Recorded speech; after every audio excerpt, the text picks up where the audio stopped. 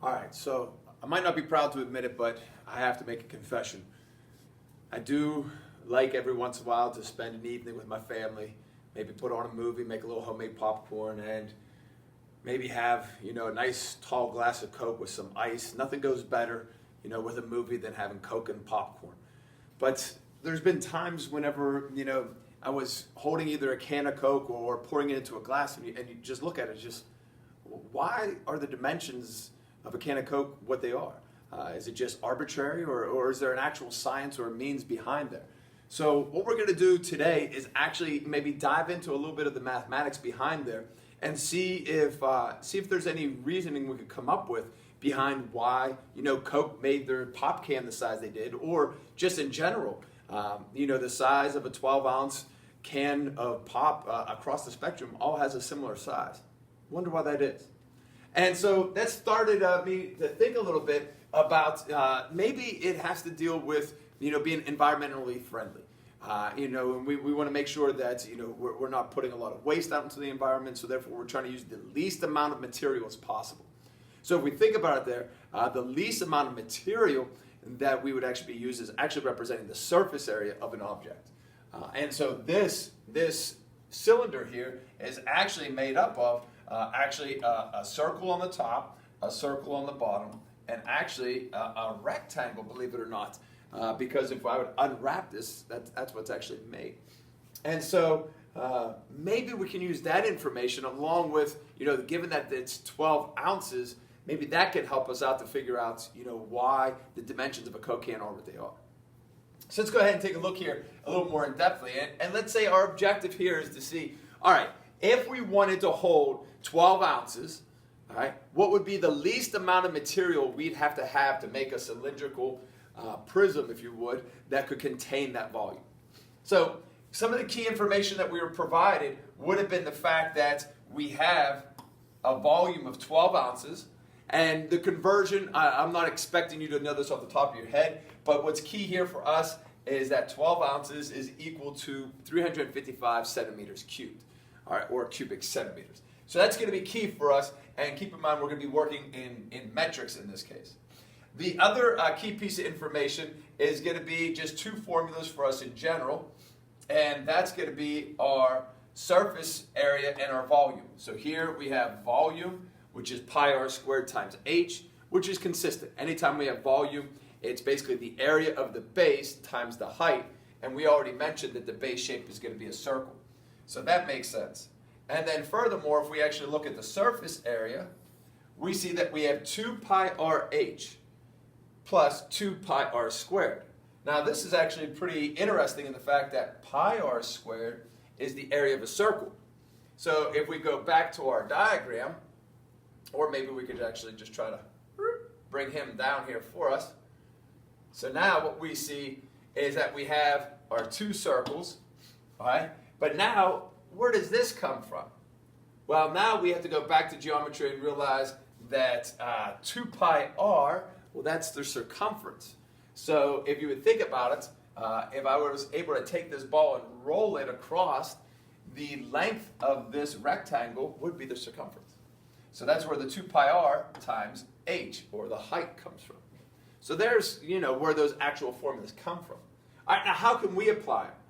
Well, let's keep in mind what we want to do is we want to actually try to minimize our surface area.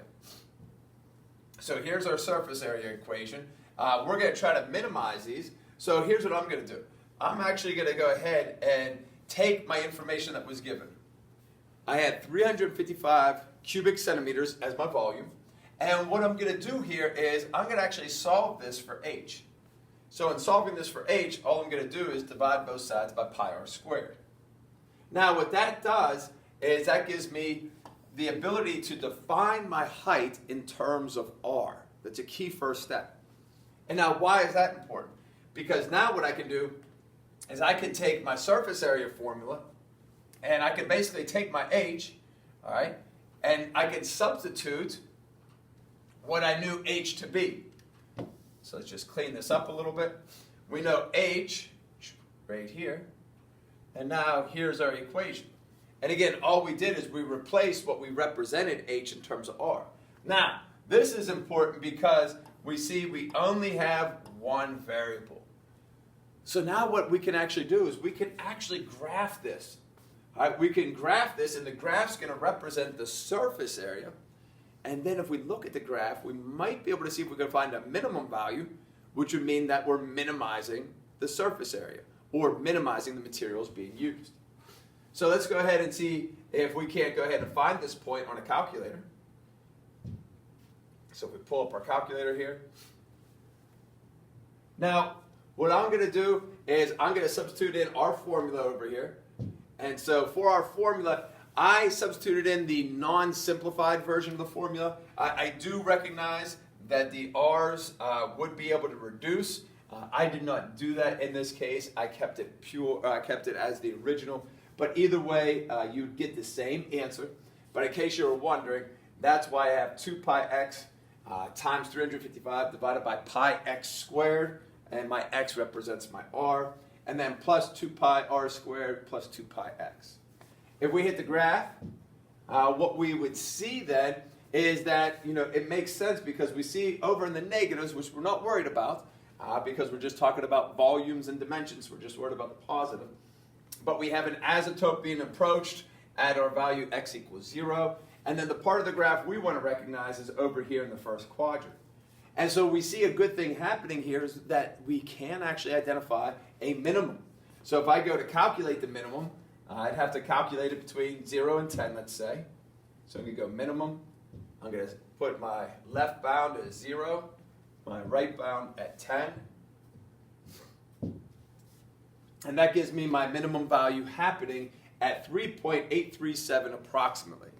So what that actually tells us then is that we have a minimum occurring when the radius is 3.83 and our repeating or our extenuating decimal right there. How would I go about finding this value for the height? Well, keep in mind, up here, we already had our equation solved for height.